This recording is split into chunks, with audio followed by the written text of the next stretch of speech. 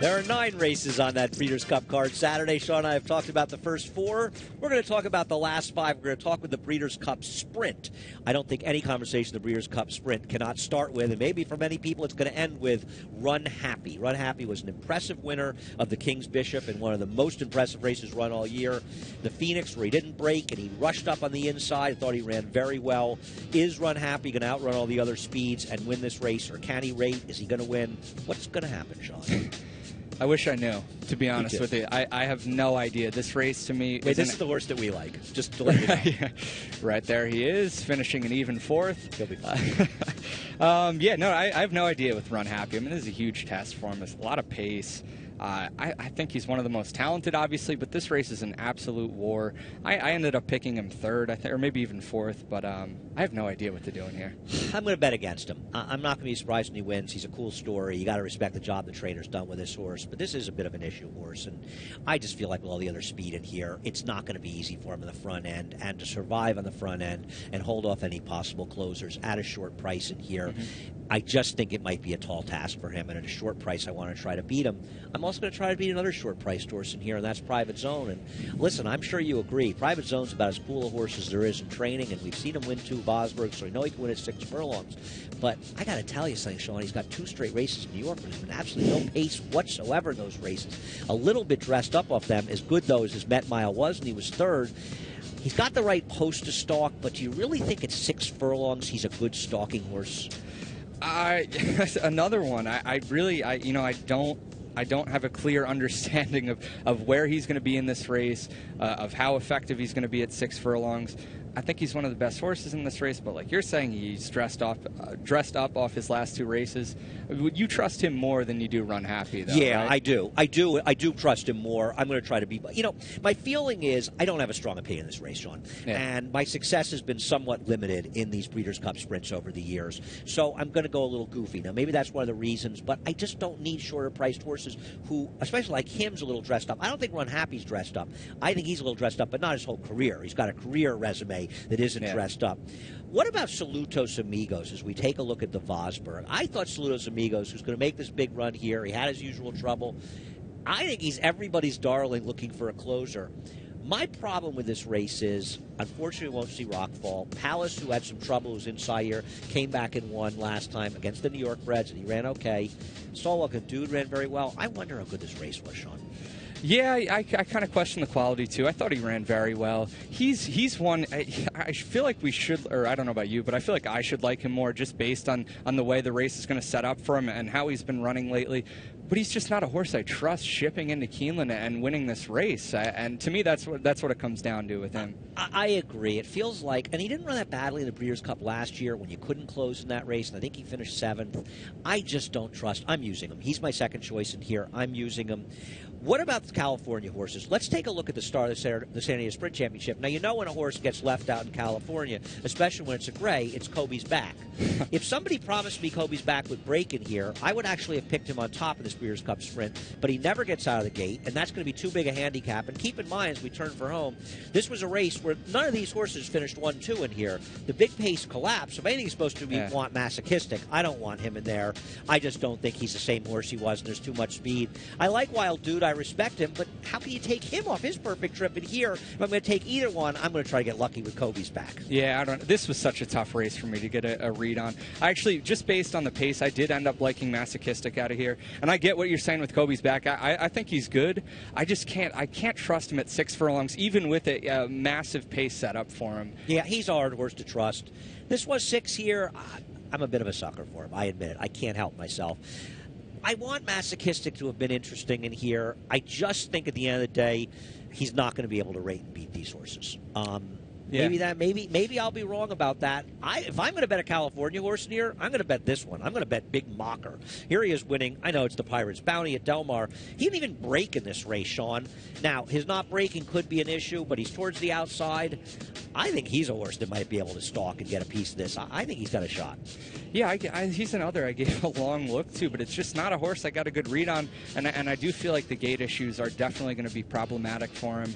It happened to him last year in the sprint, and he just didn't run all that well, and so I don't know. And that was in his home, California, at Santa Anita, so I don't trust him shipping across the country. But he's going to be a big price, and this is a race where you want to fool around with these big prices. Yeah, that's the reason. I don't think there's anything wrong with anything you said. I just feel like there's enough positives that you might be able to get it done. Tell us why you like Holy Boss, and I'll see if there's anything I should add to it.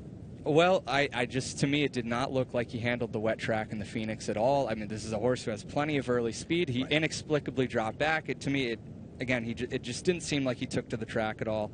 I thought his race in the King's Bishop was fine. It just didn't look like he wanted 7 furlongs, and he actually broke well and just kind of relinquished the lead to run happy. And his 2 races before that, the Amsterdam and the Chiclang, both big efforts. I think this is a horse that's going to work out a very good trip. I think 6 furlongs is what he wants to do, and he's going to be a big price. And again, that's what it comes down to in this race. That's the way I felt. And I think his judging in his Phoenix, and I agree, for him to have been as far back as he was early, he just wasn't happy, and he still runs 4th in there. So when he gets a track that he's happier on, I'm going to hope he runs better. It is a very competitive Breeders' Cup sprint. I don't know if the Breeders' Cup Mile, of course that's the Turf Mile, the original mile, the real mile, I don't know if the next race, which begins the late pick 4, the Breeders' Cup Mile, is necessarily as tough. Now, we'll talk about some of the Americans, but make no mistake, this is a race that's about the Europeans. Now, I know he drew the rail again, and we know that Grand Arch will be carrying the 4-star Dave win, and he'll be representing Saratoga and Naira in this race, but you know what? I don't see how he can possibly get it done. In fact, if I want anybody out of this race, I want this horse, Tourist. He's the only American I'm even considering using, Sean. I totally agree. And you know what? Good for Grand Arch. It's a horse I've always liked, and he's got it done in this last 2 races. I don't think there's any possible way he's going to get it done in here. This is a very good field, and he's got 2 perfect trips in a row. I completely agree. Now, a lot of people might like Tepin, and she's been terrific this year. And her win at Keeneland, this was an amazing performance. And if somebody said, I guarantee you Tepin's going to run this race, I wouldn't be so confident with the Europeans. I couldn't bet her in here. I'm going to believe when she duplicates against this field. I got to see it to believe it. I think she would have been better off trying to wire the field in the Philly and Mare turf. I ended up picking her second, and yeah, this is obviously a race that's going to be very divisive for people because, sure. I mean, where did it come from? It was brilliant. You can make the argument that it was the softer course, which I kind of sided with. Help her again in this race. Right, exactly. And since, if she was going to be one of the favorites in here, there's no way I would play her. But she's going to be a price, so you know what? I'll take that race at face value, and it gives her a big chance. Listen, you stand on solid ground taking it at face value. I just want to see it again, and maybe I'm the one who's dismissing her, but I think the Euros are good. Now we'll take a look at the horse who's going to be the speed, and this is obviously, and this was some race he ran coming off a long layoff on a rain-softened course at Woodbine, and I was standing on that course. Believe me, it was rain-softened. Now Lee's going to run second. He'll run the dirt mile. The horse who wins is Mondelez. Mondelez, who's coming through towards the inside, gets a great ride to get it done in here. To me, though, Mondelez is a serious cut below the top Euros in this race, and I just don't think that bodes well for him. And obviously, he's going to be the speed, and he's not going to make Tepin's life easy, by the way, because he's a real speed that she has to chase, and that's one of the problems she has in here. Can he get lucky and wire the field? Obviously. Yeah. I think it would have happened in Santa Anita if it was going to happen at all for him. I don't think he can win here, especially not in this race. And Mondelez, you said it too, he's just not as good as these other Europeans. I agree. Now, a European that was very good last year was Caraconte, and here he is winning last year's Breeders' Cup Turf Mile. And you can use his 2 races this year in France as a prep. But he got as good a ride as you could possibly get to win this mile. And I also feel, and one of the reasons I think we liked him in the last year was not only his trips, and his trip in the Prix de la Forêt, which is an important race to talk about. It has been a very important prep for the Breeders' Cup Turf Mile. It was a tough trip in there. The Europeans he was facing weren't as good a quality as the ones he's facing in this year's race. Yeah, I would totally agree with that. And actually, that was Anadin filling out a huge exactive for you, right? Yes, Anadin. It all worked out. It was the only winning opinion I had the entire weekend, and it managed to pay for it.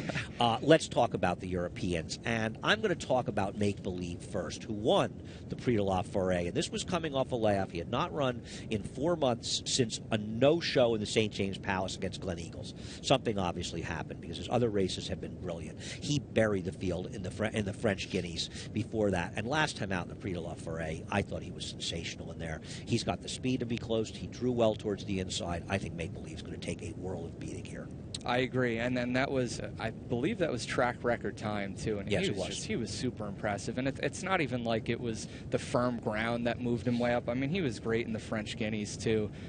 You have to think he is a major contender and probably the deserving favorite in this race. I think he is. Now, that's the Tariq is a major player. I mean, she won the Prix Jacques Marat. The Le Marois is one of the biggest races run in France all year, at a mile at Deauville, and she did it just 6-7 days after finishing second in Maurice de Guise to a very, very good and a horse's name I can't pronounce. She finished just behind Solo at Ascot. She is very, very good and had a nice win the Sun Chariot last time. She's a big player too, Sean.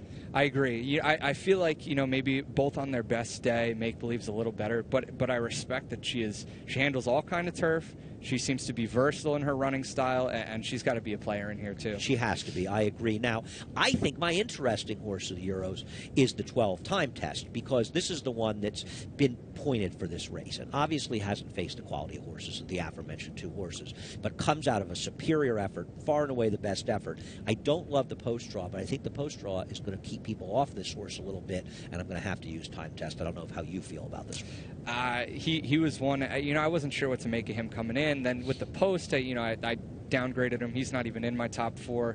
I respect him, but I feel like Carraconti, he worked out an absolutely perfect trip last year. Is it going to work for him too? I mean, that was. I would say post 12 at Keeneland is not nearly as bad as post 14 right. at Santa Anita, but he's got to get the right trip. At the end of the day, anybody else we haven't talked about in here that you need to cover? Otherwise, we can get to our picks. You need to talk about Impassable at all? I went 3, 12, 9, 6, very Euro heavy, and I've got Tourist in the mix. You've got Tepin in the mix. Yeah. Again, just based on her last race, if she's going to be a price, I have to use her in here. But we both believe that Make Believe is the horse to beat in here as we go on towards the Juvenile. And looking at the Juvenile, I thought this was one of the more interesting races of the day. And we'll start out with the prep they ran at Keeneland. We'll take a look at Dale Romans winning with Brody's Cause over Exaggerated, Rated R Superstar. Stick Stately Dude is not going to play. He was taken out just a few days ago. I thought Exaggerated might have moved a little soon in this race, and he was the one I prefer the most, though I've got both he and the winner, Brody's Cause, in my play. Yeah, I like both of their races. I definitely thought Brody's Cause ran better just because, nobody was closing in this race, and he put in a huge run. He ran well. He ran very well. It's not a horse, though. I don't like betting horses who are just going to drop back and make that one run, which he probably will do in this race. So I respect the ability that's there, but he's not a horse I'm loving in this race. I think that the close, it was a dynamic situation because I don't think there was that much talent in the race. And I thought Exaggerator, even though I hear it saying on the pace, I thought he still moved a little bit aggressively, a little bit soon. I'm not trying to be overly critical. The problem I have is if Greenpoint Crusader, we're going to take a look at winning the Champagne, can duplicate his wet track form in the Champagne, and that's something we have to talk about, he's going to win this race because to me, he didn't break. He got shuffled out of the running. He was an hour and a half the best. This is far and away the best prep that was run for this Breeders' Cup Juvenile. Yeah, you said it. This was extremely impressive. And just looking at all of his races, this seems to be what he wants to do. He wants to route. He's a horse with a big, long stride, and it just looks like he wants to go farther. But he's also a horse with speed, too, so you have to think he's going to work out a good trip for himself. The problem with him is he comes from a dam who is the dam of Justin Phillip, who's a major state winner in a wet track. Algorithms, a major state winner in a wet track. Key Entry, who not only is a major state winner in a wet track, but he also almost won the Wood Memorial Mile and 1/8, and he didn't want to go beyond 6 furlongs on a wet track. So you do have to say there's a reasonable chance he moved way forward on a wet track. Now, he's good enough to get a piece just stepping forward off his maiden race, but he's not the horse to beat by far off of his maiden race, and I think that's the biggest question with him. How will he be on a dry track? Right, yeah. I was more of the mind that it was the distance that was helping him as opposed to the wet track. And at 4-1, that's to me, that's pretty good value with him because if he runs back to that Champagne, he is much the best in this race. I can't argue with any of that. Now, he left Rails in his dust in that race, but keep in mind, Rails was running on a wet track in the Champagne, and whatever you want to say, Rails' win in the Hopeful is one of the fastest races we've seen by a 2-year-old this year, and I think he's going to get ignored because we're going to go right into another video of his stablemate, and his stablemate is Nyquist, who's going to be one of the horses to take much more money than him. I don't think Nyquist will look at stretched out well. Now, I don't know if Rails is going to stretch out, but I think it's possible, looking at his Hopeful, that you could say the wet track hindered him in the Champagne. That was my opinion here. I didn't think he handled it. I thought the Hopeful was very impressive. He's got, he doesn't have a tremendous amount of pedigree for the stretch out, but he's got enough. And just the way that he finished up in the Hopeful, you have to think it's at least within his scope, the mile and a 16th. It might not be exactly what he wants to do, though. Now, while Nyquist won the front runner mile 16th, it wasn't a fast race. It was much slower on speed figures than his prior races. I don't think he ran like a horse that wants to stretch out. He didn't draw well on the outside, and I think Nyquist, the one you want to bet against, if you're going to use anybody, I think you're supposed to use Ralis. Yeah, I'm not using either one, but I don't like Nyquist. Right. No, I definitely don't like Nyquist. He ran to his pedigree, too, which says he shouldn't want a mile and a 16th, and he didn't. I mean, and he had Swipe pinned to his inside, too. He had everything his own way in that race. His Swipe good enough, who also didn't draw well in here. The California horses, the juveniles, they drew poorly because you've got the Philly Songbird drawing the outside, and Nyquist and Swipe both drawing outside, and even Ralis drew post 10. Yeah, I didn't think Swipe was good enough. I just didn't want either of them out of that front runner, and I thought it was an indictment. Just Nyquist not handling the distance and still getting it done, and I get Swipe again was pinned to the inside, but I don't want either of them here. I agree. I did not like that race. Now, here's a race I did like. This is the beginning of September, the Iroquois. Now, you're going to see Cockton Loaded win, and I don't think Cockton Loaded is impossible in here.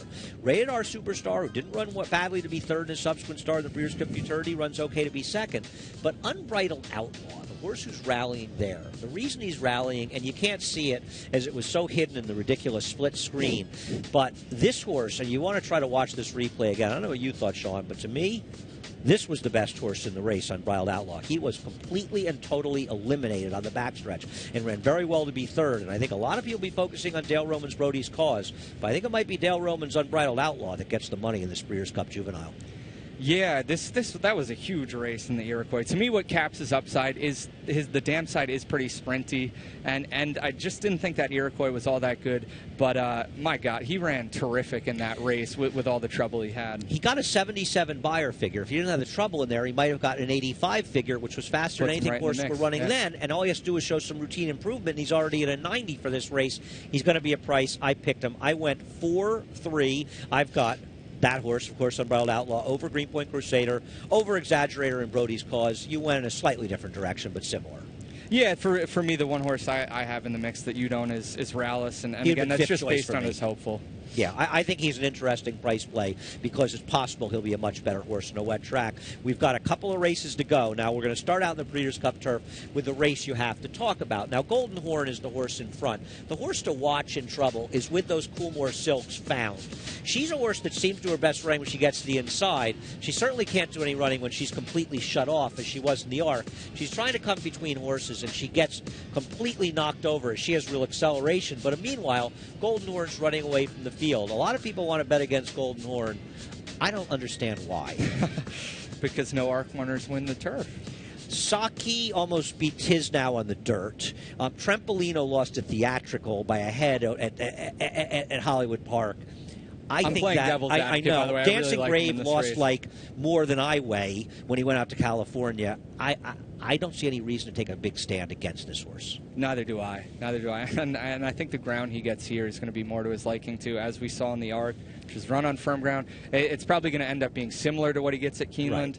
Right. And the two starts before that, on soft and good soft, it just didn't seem he was as effective. I don't see. The other question is, where would you go if you did want to take a shot against him? I think where you're going to go is the race we're going to talk about here, probably Big Blue Kitten. But keep in mind, as we look at Big Blue Kitten, and Big Blue Kitten is fifth, Twilight Eclipse is the horse you want to watch because he got into a world of trouble in here, and there is a fair argument that he could have won this race.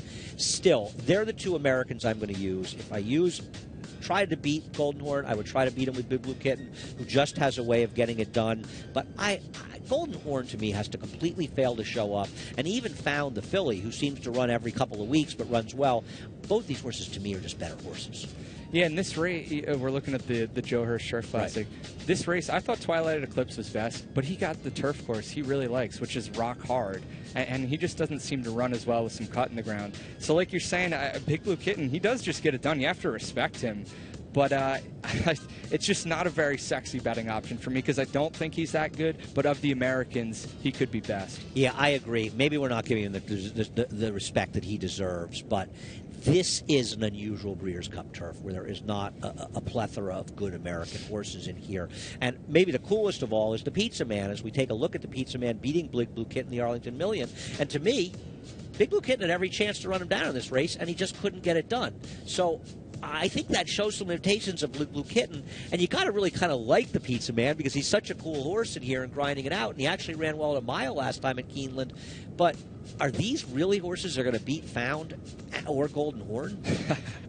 I don't know. I love the Pizza Man. I think he's definitely in career form because I don't even know that. I don't think a mile is his best distance at all, and he ran well in that. Oh, he's an awesome horse. You got to love the Pizza Man, but can he be effective in this race? Yeah, and do you think he wants a mile and a half? Because no. I feel like not a mile against and a these quarter horses. Probably, he doesn't want it. Right, exactly. So I can't take him. Listen, I chalked it out. I picked Golden Horn. I've got Golden Horn over Big Blue Kitten, over Found, and I've got Twilight Eclipse, though I agree with you about the softer turf. You're not trying to beat him either. Talk about the horse that you have second, who I don't know if we've even talked about, or is that Slumber you've got second? Slumber, yeah. It's another horse with the turf course being the way it is down there. I feel like a softer turf moves him up. The distance is a question, but I feel like he could be a pretty good price among the Americans. No, fair enough. He is a horse. Mile and a half is a little bit of a question mark, but he didn't run that badly last time. Okay. The big one is coming up. We haven't talked about the Classic. And obviously, I think there's so much to talk about, but the Travers is such an important race to talk about in here because this was not only the day that American Pharoah got beaten, but this was the day that they tried to beat him. And it's the one time everything hasn't gone absolutely his own way, and he lost.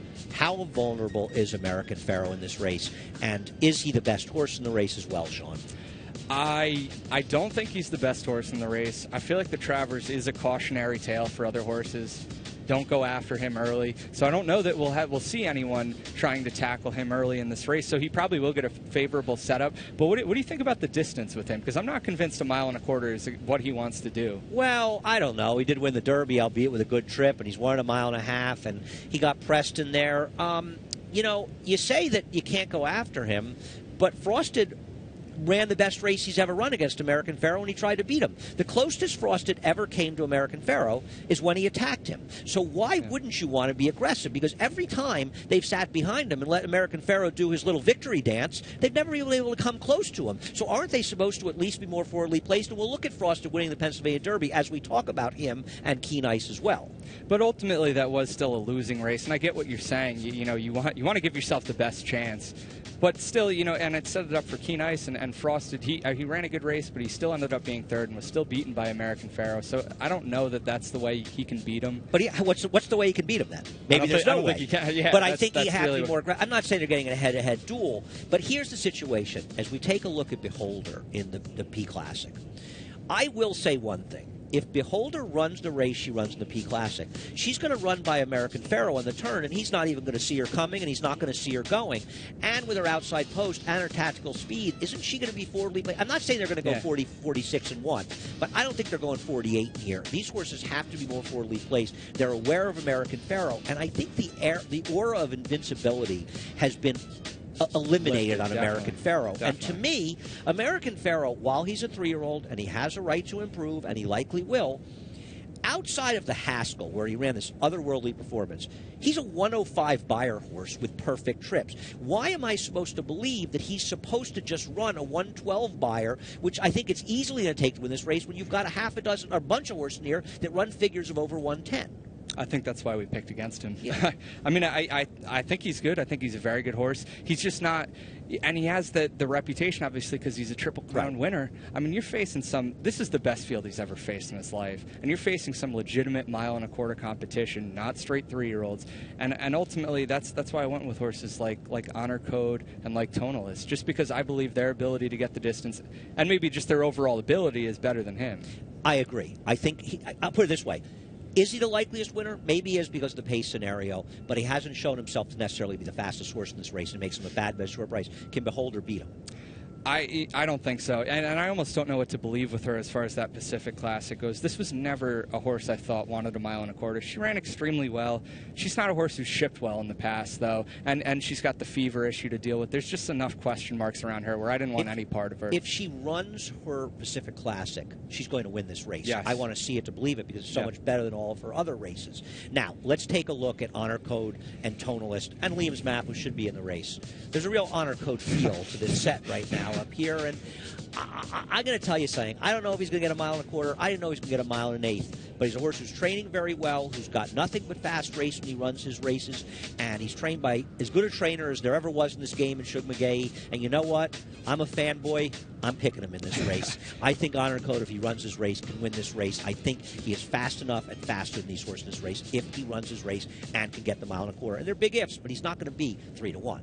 Yeah, I don't. To me, that the Whitney was eye-opening. I didn't like him even a little bit in there. At that point, to me, he was a one-turn horse. Obviously, I was completely wrong about that. I know he hasn't been a mile and a quarter before, but the way he finished up in that Whitney leads me to believe that it will be absolutely no problem for him, and his pedigree obviously suggests that too. So I really don't think that's an issue at all, and I think he is definitely one of the best horses in this race, along with Tonalist, who kind of got he got a goofy trip in the Whitney just because why was he behind Honor Code? He followed Honor Code, but he has more tactical speed than him.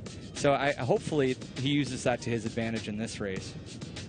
Yeah, no, I agree. I agree. I don't think he's not going to obviously be on the pace. No. But he can be a little closer. And I agree. I don't know how he ended up behind Honor Code. And I know that Honor Code's decisive move when Javier stayed inside the Whitney is, in a lot of ways, what won the race for him, to be honest with you. But Honor Code's a very good horse. He's not a horse that just wins at Belmont. He's run great at Saratoga. He ran a big race at Gulfstream as a 3-year-old, winner second to Constitution. I think he's a big-time player in here, and he's going to be a big price. I'm using him as well. Let's talk about Smooth Roller for a second. I realize it feels a little ridiculous talking about Smooth Roller. We're talking about some of the names we're talking about. This was a super fast race, got a 111 fig out of nowhere. And also, doesn't he feel like a horse that could be close to American Pharoah early? Yeah, he's a little interesting, but it's like a beholder race. I mean, what do you do based off that last effort? He put away Bayern really easily, but Bayern's not in the same form he was last year. So it's just a race that I didn't have a good feel for. But he's going to be a big price. So maybe it's like a Tepin situation where if you want to take the race at face value, he could be an overlay in here if he runs back to it. I could never bet him in here. I wonder if he could have an effect in a race from a pace standpoint. The moment of truth is at hand. I have picked Honor Code over Tonalist, Beholder, and American Pharoah. American Pharoah has lost one race. It's when I picked him in the Travers. I can't do that to the Zayats. I can't pick him on top. He may win this race, and it'll be a great way to end the racing year, but I just think as a favorite, you're supposed to bet against him because there are too many horses in here that at the end of the day may be faster. Yeah, I completely agree. For me, it's 1-9, only because of the tactical edge I feel like Tonalist has. I think there's very little separating them, and I do think they're the two best horses in this race. And actually, I did throw in Frosted too, just hoping that he improves off of what he showed in the Travers, and I thought his Pennsylvania Derby was pretty good. I'm going to use him a little as well. I wanted to put American Pharoah somewhere. I didn't want to leave him completely out of Superfecta. I might have gotten in real trouble for doing that. Sean, thanks a lot. Appreciate you watching. Going to be a fun Breeders' Cup, and we'll be talking about those races for a long time to come.